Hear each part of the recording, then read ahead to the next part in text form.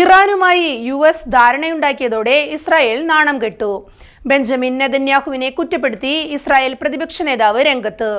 Netanyahu രാഷ്ട്രീയവും തന്ത്രപരവുമായ നാശനഷ്ടങ്ങൾ വരുത്തിയെന്ന് വിമർശനം.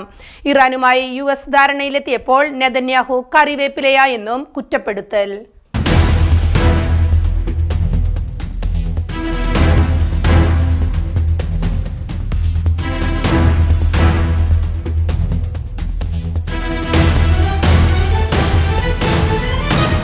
US ഇറാൻ വെടിനിർത്തലിന് പിന്നാലെ ഇസ്രായേലിൽ പ്രധാനമന്ത്രി ബെഞ്ചമിൻ നെതന്യാഹുവിനെതിരെ എതിർപ്പ് ശക്തമാകുന്നു.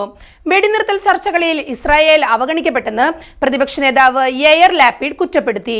ഇറാനെതിരായ സൈനിക നീക്കവുമായി ബന്ധപ്പെട്ട നടപടികളിൽ ഇസ്രായേൽ പ്രധാനമന്ത്രി പൂർണ്ണമായി പരാജയപ്പെട്ടെന്നും ലാപിഡ് ആരോപിച്ചു. ഇസ്രായേലിന്റെ ചരിത്രത്തിലെ ഏറ്റവും വലിയ രാഷ്ട്രീയ ദുരന്തമെന്നാണ് പ്രതിപക്ഷ നേതാവ് വെടിനിർത്തൽ തീരുമാനത്തെ വിശേഷിപ്പിച്ചത്. ദേശീയ സുരക്ഷ ഉൾപ്പെടെയുള്ള കാതലായ വിഷയങ്ങൾ പരിഗണിക്കപ്പെടുന്ന ചർച്ചകളിൽ ഇസ്രായേലിന് പങ്കാളിത്തമുണ്ടായില്ല. സർക്കാർ ആവശ്യപ്പെട്ടതെല്ലാം സൈന്യം നടപ്പിലാക്കി. പൊതുജനങ്ങൾ അത്ഭുതകരമായ പ്രതിരോധശേഷി പ്രകടിപ്പിച്ചു. പക്ഷേ നെതന്യാഹു രാഷ്ട്രീയമായി പരാജയപ്പെട്ടു. ധാർഷ്ട്യം, അശ്രദ്ധ, ആസൂത്രണത്തിന്റെ അഭാവം എന്നിവ മൂലം നെതന്യാഹു ഇസ്രായേലിന് രാഷ്ട്രീയവും തന്ത്രപരവുമായ നാശനഷ്ടങ്ങൾ വരുത്തി. സ്വയം നിശ്ചയിച്ച ലക്ഷ്യങ്ങളിൽ ഒന്നുപോലും നേടിയില്ല. തിരിച്ചടികൾ പരിഹരിക്കാൻ വർഷങ്ങളെടുക്കുമെന്നും പ്രതിപക്ഷ നേതാവ് ആരോപിച്ചു.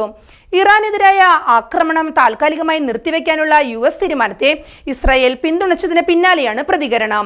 ഇറാൻ കടലിടുക്ക് തുറക്കുകയും US ഇസ്രായേൽ മേഖലയിലെ രാജ്യങ്ങൾ എന്നിവയ്ക്കെതിരായ ആക്രമണങ്ങളും നിർത്തുകയും ചെയ്താൽ വെടിനിർത്തലിനെ പിന്തുണയ്ക്കുമെന്നായിരുന്നു നെതന്യാഹുവിന്റെ പ്രതികരണം. എന്നാൽ ഇറാന്റെ പിന്തുണയുള്ള ഹിസ്ബുള്ളയുടെ ഭീഷണി നിർവീര്യമാക്കുക എന്ന ലക്ഷ്യത്തോടെ ദക്ഷിണ ലെബനനിൽ ഇസ്രായേൽ ആക്രമണം തുടരുമെന്നും വ്യക്തമാക്കിയിരുന്നു.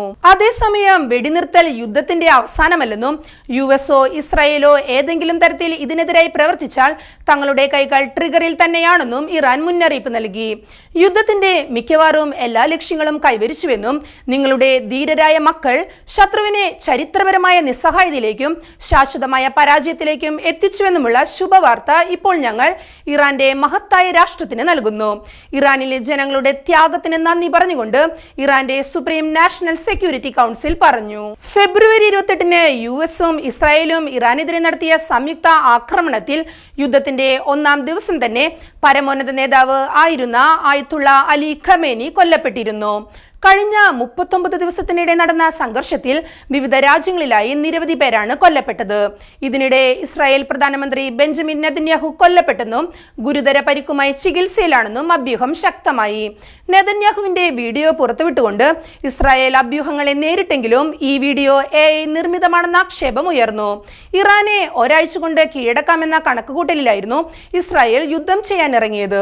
ഹോർമുസ് കടലിടുക്ക് അടച്ചും ഗൾഫ് രാഷ്ട്രങ്ങളെ ആക്രമിച്ചും ഇറാൻ തന്ത്രപരമായ യുദ്ധത്തെ നേരിട്ടതോടെ ഇസ്രായേലിനൊപ്പം അണിനിരുന്ന US-നെ തിരിച്ചടി നേരിട്ടു. യുദ്ധം എത്ര കാലം വേണമെങ്കിലും നീട്ടിക്കൊണ്ടുപോകാൻ ഇറാൻ തയ്യാറായതോടെ ഇസ്രായേലും US-ഉം വെട്ടിലായി. യൂറോപ്യൻ രാഷ്ട്രങ്ങളും GCC രാഷ്ട്രങ്ങളും യുദ്ധത്തിൽ പങ്കാളിയാകാൻ തയ്യാറാകാതിരുന്നതും ചൈനയും റഷ്യയും ഉത്തര കൊറിയയും ഇറാന് കരുത്തേകുന്ന അണിയറ നീക്കങ്ങൾ നടത്തിയതും US ഇസ്രായേൽ സഖ്യത്തെ നനഞ്ഞ പടക്കമാക്കി. ഒടുവിൽ വെടിനിർത്തൽ ആവശ്യപ്പെട്ട് US ഇറാനിലേക്ക് 15 നിർദ്ദേശം അയച്ചു. ഇതിന് മറുപടിയായി ചർച്ചകൾക്കായി പരിഷ്കരിച്ച 10 നിർദ്ദേശങ്ങൾ ഇറാൻ തിരിച്ചയച്ചതിന് പിന്നാലെ US വെടിനിർത്തൽ പ്രഖ്യാപിച്ചു. ഇസ്രായേലിനോട് ചർച്ച പോലും ചെയ്യാതെ US വെടിനിർത്തലിന് തയ്യാറായത് ഇരു രാജ്യങ്ങൾക്കുമിടയിലുള്ള നയതന്ത്ര ബന്ധത്തിൽ പോലും വിള്ളൽ വീഴ്ത്തിയിട്ടുണ്ടെന്നാണ് പുറത്തുവരുന്ന വിവരം.